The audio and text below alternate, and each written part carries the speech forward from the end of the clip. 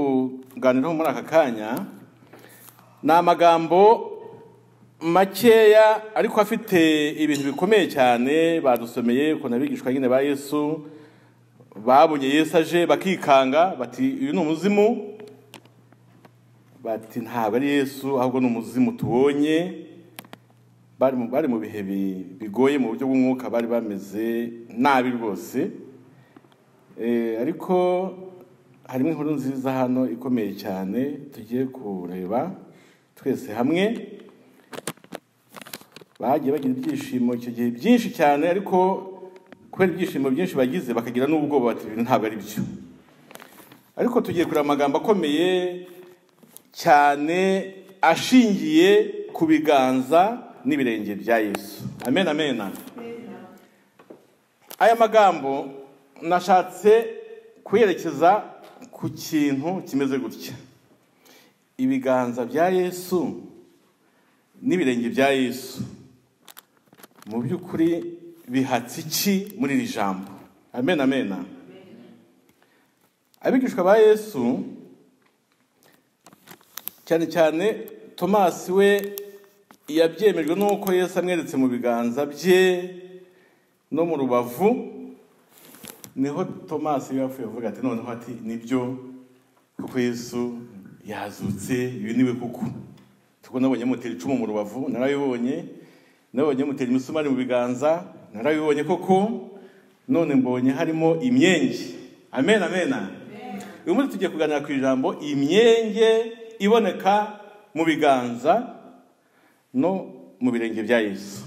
Yesu ashimwe. Ibiganza hano, nivuga ibiganza uhita ureba umwenge urimo. Umwenge uri mu biganza bya Yesu, cyangwa se imyenge iri mu biganza bya Yesu. Nivuga ibirenge bya Yesu uhita ureba imyenge iri mu birenge bya Yesu. Ntabwo Yesu bajombye ikintu mu kiganza gutya ngo bajombemo. Baratoboye, byarahinguranije. Amen, amen. Ruvuga ngo umusumari winjiye mu biganza bya Yesu wahingutse hirya. Ntabwo ari akantu bamujombye ngo bamubabaze, ahubwo barapfumuye. Amen, amen. Ku birenge bya Yesu naho ntabwo bajombyemo imisumari, ahubwo baratoboye, imisumari irahinguranya hirya. Yesu ashimwe. Iyi myenge ndi kuvugaho uyu munsi ni izakora kuri Satani. Iyi myenge Yesu agendana, ndagira ngo mbabwire ko kugeza uyu munsi Yesu aracyatoboye ibiganza bye, Yesu aracyatoboye ibirenge bye, yanze kubisiba. Iyi myenge izakora kuri Satani. Iyi myenge Yesu agendana, kandi iyi myenge iteka ryose Yesu ngo ntabwo azayisiba. Ndibwira ko Satani wewe uzi impamvu iyo myenge iriho, ngo ntabwo turayizi iyo mpamvu, ariko tuyizi mu buryo butandukanye n'ubwa Satani. Satani we iyi myenge imutera ubwoba iyo yibutse, kuko aravuga ati iriya myenge izankoraho. Twebwe iyi myenge iyo tuyibutse iduha ibyiringiro ko twacunguwe. Amen. Kandi ko dufite umukunzi, kandi ko dufite inshuti nyanshuti. Yesu ashimwe. Amen. Yesu ati murebe ibiganza byanjye, murebe n'ibirenge byanjye. Ubundi hano nabonyemo ibintu bisa nk'abitandukanye gatoya. Yesu yarabwiye ati nimurebe ibiganza byanjye kandi murebe n'ibirenge byanjye.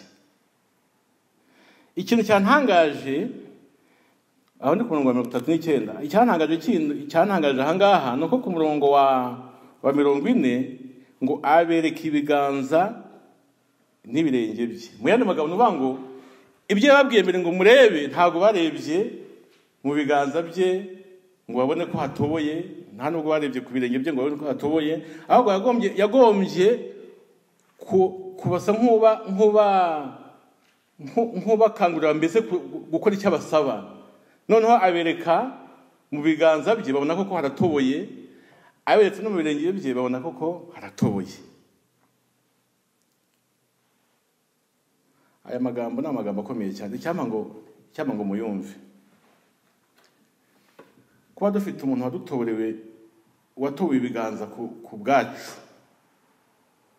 kandi akaba afite n'ibirenge bitoboye ku bwacu, no mu rubavu rwe ntabwo tubona ko yaberetse mu rubavu rwe hano, ariko naho harimo umwenge w'icumu bamuteye. Iki ni ikimenyetso cy'urukundo kirenze ibindi byose umuntu ashobora gutekereza. Amena. Hari igihe Satani asanga umuntu ukijijwe agashaka kumuca intege no kumubwira ko ibintu yinjiyemo nta gaciro bifite, ko nta n'icyo bizatanga. Ariko nibibuka ko ufite Yesu ugendana imyenge mu biganza ku bwawe, ubwo urushaho kwizera ko imbere yawe ari heza. Amena. Ntabwo iyi myenge izapfa ubusa. Amena. Iyi myenge ntizapfa ubusa, kandi iyi myenge uwatumye ibaho nawe azabyishyura. Urumva ko hari urwibutso rw'ibintu bibiri. Hari uwibuka iyi myenge akagira ubwoba, hari n'abayibuka bakishima. Amena. Uyu munsi rero ntago nzi ibyo uri gucamo mu buzima bwawe, sinzi mu buryo bw'umwuka yenda uko uhagaze, sinzi n'ubutabazi ukeneye ku Mana uko bungana, ntabwo nzi n'icyizere ufite muri Yesu uko kingana, ariko imyenge irahari. Hari imyenge itoboye, hari imyenge iri mu biganza bya Yesu, hari imyenge iri mu birenge bya Yesu. Data wa twese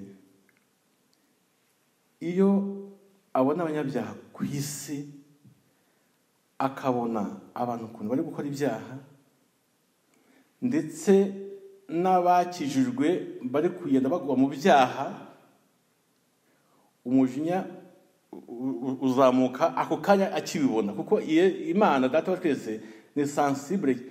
Icyaha gikora ku mutima w'Imana igahita ifata umujinya ako kanya. Data wa twese Yesu ngo agahita amwereka mu biganza ati biriya nabyo nagize gute, narabihaniwe. Amena. Hari n'ibivuga ngo mu ijuru imbere y'Imana mfiteyo umuntu umvugira. Amena. Nuvuga ngo umujinya w'Imana buri gihe iyo kwitaga n'inkovu za Yesu uhita uzima. Ariko amahirwe akomeye. Umujinya ntaho wagiye, ariko ufite ikiwucubye. Yesu yatazamura ikiganza, Data wa Yesu agahita arekera.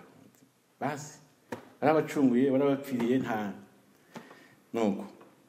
Niyo mpamvu rero niba ukijijwe ujye umenya yuko ufite igisubizo mu buryo bw'umwuka ku bibazo uhura nabyo mu buryo bw'umwuka. Amena. Niba ukijijwe ufite igisubizo ku kibazo cyawe. Ntabwo mvuze ngo abantu bakora ibyaha, ariko dufite umuntu utuvugira mu ijuru. Amena. Kandi kimwe mu bintu bituma Satani agusha abantu nuko avuga ko batazashobora ibintu batangiye, akakubwira ati ntabwo uzabishobora ibintu, sibiri nka kanaka, ntabwo uzakizwa mu mwaka, ntibishoboka. Yenda uzakizwa icyumweru kimwe ukwezi, ariko nibuka ko Yesu afite ibiganza bitoboye, ibyo mwumva ko bizashoboka. Amena. Yesu rero abigishwa be yaberetse inkovu mu biganza, barazibonye izo nkovu, babona n'imyenge, babonye imyenge itoboye mu biganza bya Yesu, babona n'imyenge itoboye mu birenge bye. Icyo batangariza uyu munsi musange munazi ni uko Yesu azahora gutya iteka ryose afite imyenge mu biganza bye no mu birenge bye. Amena. Iyi myenge ni ikimenyetso cy'urukundo Yesu yadukunze, kandi rwakemuye ikibazo cyari hagati y'Imana Data wa twese natwe. Icyo kimenyetso ntabwo kizavaho. Amena. ngo twamaze gucungurwa. Yesu yavuze ko birangiye cyane ari ku musaraba. Yarangije ikibazo kiri hagati y'Imana n'abantu. Amen. Iki kibazo cyari hagati y'Imana n'abantu cyavuyeho kubw'amaraso ya Yesu. Evidence ni imyenge. Amen, amen. Iyo myenge rero niyo nshaka kuvugaho uyu munsi, kugira ngo uyu munsi ugire ibyiringiro mu bugingo bwawe ko imbere yawe ari heza kandi kuri mu ntsinzi. Ntabwo Yesu azasibiye imyenge, yerekana ko urukundo agukunda, urukundo rw'iteka ryose. Kandi igisubizo cyabonetse cya gihe ni igisubizo cy'iteka ryose. Ndagira ngo uyu munsi ujye mu mwanya w'intumwa za Yesu, urebe mu biganza bya Yesu, ubone mu imyenge. Iyo myenge uyikurure, uyiyegereze, ubone ko iyo myenge yabayeho ku bwawe. Amen. N'ibirenge nuko. Uyu munsi ni umunsi Imana ishatse yuko mwibuka yuko hari icyakozwe, kandi ko ikintu cyakozwe hari ikimenyetso kibigaragaza kitazasibangana iteka ryose. Hamwe dusoma ko ngo Yesu ngo yaduciye imanzi mu biganza bye. Mu yandi magambo, izina ryawe ryanditse mu kiganza cya Yesu, bigashimangirwa n'umwenge uri hafi aho ngaho. Amen, amen. Uwo mwenge rero uri hafi y'izina ryawe mu kiganza cya Yesu ni ikimenyetso simusiga yuko udakwiye kugira ubwoba, udakwiye gutinya Satani, udakwiye gutinya abadayimoni, udakwiye gutinya imbaraga mbi z'umwanzi, kuko hari igisubizo, kandi igisubizo kikaba gifitwe n'inshuti yawe ifite evidence y'imyenge yabonetse agucungura. Amen. Ngo twakuwe amaraso y'igiciro cyinshi. Ikindi nashaka kubabwira mbere yo kurangiza, twishimire ko hari imyenge Yesu afite, bikaba ubwishingizi bwacu yuko twacunguwe.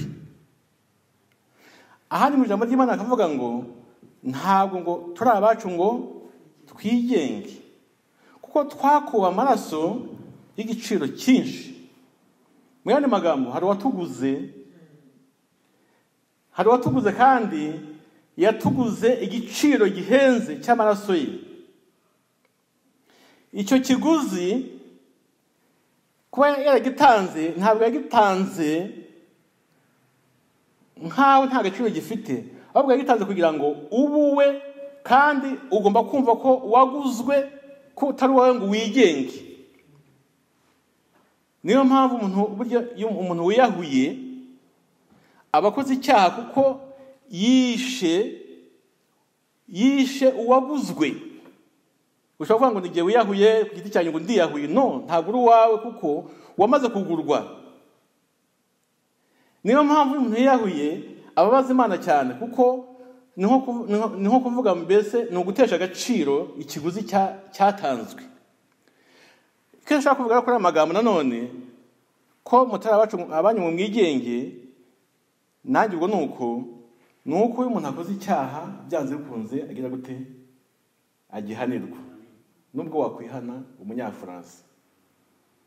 Kubera ko ntabwo uri uwawe, wamaze kugurwa, turaba Yesu yatuguze amaraso ye. Ntabwo dufite uburenganzira bwo gukora ibyo twishakiye, kuko twaraguzwe. Cyangwa turi imbata za Yesu, kandi imbata ikora icyo shebuja ayitegetse. Ntabwo imbata ifite umudendezo gukora ibyo yishakiye.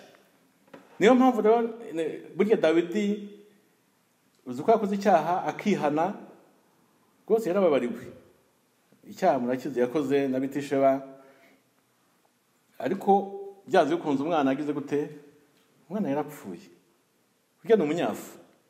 Dawidi yabonye imbabazi z'Imana, ariko umunyafu araza, umwana arapfa.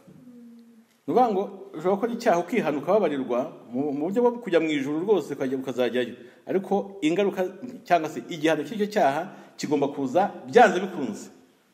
Mu yandi magambo, ntawihana umunyafu. Wihana icyaha ukababarirwa, ariko umunyafu ntawe wihana. uraza byanze bikunze ngo ntabwo turi abacu ngo twigenge, ngo twaraguzwe. Yesu dufite, turi aba Yesu, ntabwo turi abacu ngo twigenge ngo dukore ibyo dushatse. Iriya myenge ntabwo ari imyenge ihari gusa, nibyerekana ko yatuguze. Atufite mu kiganza, yamaze kutubura, tugomba kuba be, tukagenda mu bushake bwe, kuko yamaze kutugira be bivuye mu maraso ye yatanze, yaraducunguye, yaradukoye. Turaba Yesu rero, bityo ntabwo tugomba gukora ibyo twishakiye, kuko Yesu yamaze kutubura, ntabwo twigenga. Ubwo hari inkuru nziza yuko hari inkovu, hari imyenge iri mu biganza bya Yesu no mu birenge bye, rwose kujya mu ijuru kubizeye Yesu kabisa, imiryango irakinguye. Abizeye Yesu mwese muhumure, ijuru ni iryanyu. Ariko ntabwo turi abacu ngo tugire gute, ngo twigenge, kuko uwaducunguye afite ibyo adusaba. Avuga ati muzajya mu ijuru koko, ariko mugende nk'uko nshaka, nimutabikora gutyo nzaba hano. Kuko ijambo ry'Imana rivuga ngo Imana ngo kwita iminyafu abo yemera bose ko ari abana b'Imana, kandi ngo nta mwana udahanwa. Niyo mpamvu rero guhanwa, iminyafu iraza. Iminyafu turayikubitwa, iminyafu turayikubitwa ariko bibaye byiza ntabwo umuntu agujya gukubitwa. Amena. Hari akuma bakoresha bayobora cheval, ifarashi, bakita éperon mu gifaransa. Ni akuma iyo bajombye iburyo, ifarashi ibumoso, kuko ibibabaye. Noneho bashaka irebe iburyo bakajomba hano ibumoso igakata. Bashaka yihuta banza bajomba hano inyuma ikihuta. No, ubwo no umukino ifarashi baba nyine, kuko iyo bayijombye hano no. Twe rero Imana ishaka kureba hano, reba aho ngaho nyine. Iyo utaharebye kujomba akantu gatuma ureba aho ishaka. Yashaka kureba iburyo ikaboneta udashaka kubyumva, irakakujomba noneho ukareba iburyo. Ariko wumva ubabaye. Byaba byiza rero umuntu agendeye mu bushake bw'Imana, Imana ntigumiye kumujomba ku kuma. Kuki dushaka kujomba utwuma? Reka tugende nk'uko Imana ishaka, tutajombwa utuntu tutubabaza. Amena. Imyenge irahari, ijuru ni iryacu bamaze kwizera umwami Yesu. Ariko twirinde ako kuma kadukatisha, ako kuma k'Imana ikajomba kugira ngo kati ku ngufu wanze. Kandi ntabwo upfa ukajomba gusa, bakubwira ati ariko wanyuze aha ngaha, noneho ukabanza kuhanga, kakakujomba ukakata ku ngufu, kuko ntiyakureka. Uri umwana w'Imana, ntabwo yakureka ngo ugiye aho idashaka kujya. Byanze bikuza kakujomba, yuko baje kuresista irajomba cyane. Yesu ashimwe. Muze ni ijambo ryiza, navuze ku myenge, mbona murishimye ko mvuze gukuma, bamwe mbona kwibaza mpamvu kakuma rwose kajomba umuntu, kajomba ibumoso, kajomba iburyo, kajomba inyuma. Ariko iyo uri wise, iyo yuze ubwenge, ukora ku buryo katagukoraho. Kagenda rwose ku buryo umenya mbese aho uca. Yesu ashimwe. Rero tugiye gushima Yesu, tumushimira ko yafashe igihano gikomeye twagomba gufata. Nababwiye ubushize yuko Yesu yinjiye aho bita muri enfer. Muri enfer ni ahantu Satani n'abanyabyaha bazabarizwa iteka ryose. Igihe Yesu yavugaga ngo data niki gikundikesheje, Yesu yaramaze kwishyiraho ibyaha byose by'abantu, noneho bituma data wa twese amutera umugongo. Yesu nyine atandukanywa n'Imana data. Muri icyo gihe cyose yari yinjiye aho ngaho twita muri enfer, aho abanyabyaha na Satani bazabarizwa. Aho hano Yesu yarahagiye kugira ngo twebwe twe kuzahajya. Amen, amen. Nta muntu ukijijwe wizeye Yesu uzajya aho hantu. Yesu yahagiye mu mwanya we, Yesu yahagiye mu mwanya wawe no mu mwanya wanjye. Ntabwo tuzamenya enfer ukwisi, ntabwo tuzayimenya. kuko yafashe igihano twagomba gufata, kubera ko twamwizeye yaragifashe, ntabwo tuzahajya. Amen, amen. Yesu yaritambitse, Yesu ni mwiza cyane. Ariko urumva Yesu yakoze ubwo ukuntu bingana. Yesu yadukijije ibintu byinshi bibi byagomba kuzatuzaho. Ubwo rero uyu munsi mwibuke yuko evidence yuko ibi byose byabaye ari iyo myenge Yesu agendana mu biganza bye. Amen, no mu birenge bye. Tugiye kumwereka yuko tumushima. Tugiye kumwereka yuko iyo myenge kandi no mwijuru muzajya mubona azaba yifite. Amen. Ntago azayisiba. N'urwibutso rw'urukundo yadukunze. Azaba afite iyo myenge iteka ryose. Satani rero iyo myenge we yayibutse, Imana yavuga ngo ntimukihorere ngo guhora n'ukwande, guhora n'ukwanjye, niko Imana ivuga. Iriya myenge Satani azishyura impamvu yayo. Iriya myenge Yesu afite mu biganza, Satani hari igihe azayishyura. Ariko twebwe iriya myenge ni ikimenyetso cy'uko dufite umukunzi. Amen. Yesu ashimwe. Muhaguruke tumuhe icyubahiro, tunamushimire. Aracyafite iyo myenge, iteka ryose azaba yifite. Muzamubona, muzabuti pastor yigize kutubwira ko tuzabona imyenge ya Yesu. Azayibereka, muzayibona rwose, muzabuti koko irabitubwiye. Nukuvuga ko Yesu mu by'ukuri no gushimirwa, yarabajwe cyane. Ibintu yanyuzemo, buriya twebwe ntabwo tubizi byose. Buriya ni bubizi. Ni bubizi kuko kugira ngo yemere kubabazwa kuriya, banamwambika ubusa hariya hejuru, bamumanitse hejuru, abantu bose bamureba. Bibiliya imuhakabanga ko yari yambaye urubindo. Abandi bavuga ko ntarwo. Kuko do musaba byavugaga gukoza umuntu isoni ku buryo bw'intangarugero. N'urubindo ntarwo burya nuko babyandika gutyo nyine kugira ngo nta baruvanyeho rwose. Kugira ngo mbese bakoze isoni n'abandi bose ngo bagira ubwoba, batinye kujya bakora ibyaha bikomeye, kuko Yesu babafashe nyine nk'umunyabyaha kandi nta cyaha yakoze, ahanwa nk'amabandi nta cyaha yakoze. Ubwo bavuga bamukoreye ibyo bakorera abandi bose, kumubabaza mu buryo bwa torture no kumukoza isoni mu buryo bw'intangarugero. Byose yarabyemeye. Bumva ko Yesu yababajwe n'ibintu bitari bikeya. Tugiye gusenga Imana.